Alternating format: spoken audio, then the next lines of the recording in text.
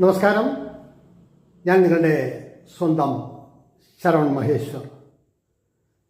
കൃഷ്ണശിലയായി എന്ന എൻ്റെ പരമ്പരയിലെ 236-ാമത്തെ എപ്പിസോഡാണിത്.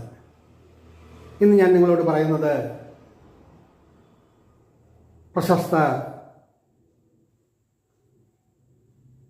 രാഷ്ട്രീയ പ്രവർത്തകനും മന്ത്രിയും MLA-യും MP-യും ഒക്കെയായ ശ്രീ PK കുഞ്ഞാലിക്കുട്ടിയെക്കുറിച്ചിട്ടാണ്. അദ്ദേഹത്തെ ഞാൻ പരിചയപ്പെടുന്നതും കാണുന്നതും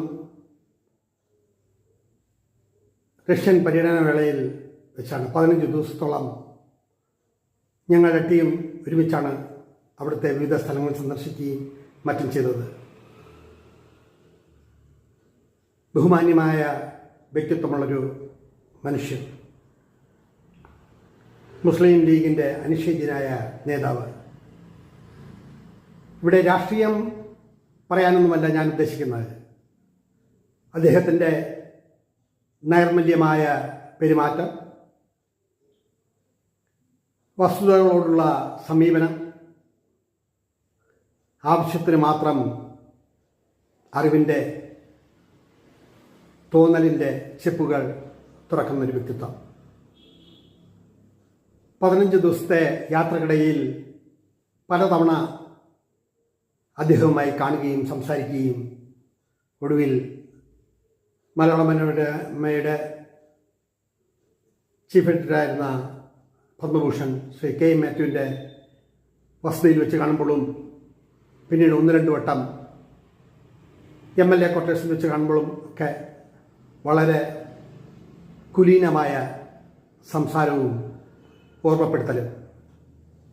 അന്ന് ഞങ്ങളുടെ ഒരുമിച്ചുള്ള ആ യാത്രയിൽ നിന്നും ഓർത്തെടുത്ത കുറേ നല്ല വർത്തമാനങ്ങൾ ഇന്നും മുസ്ലിം ലീഗിൽ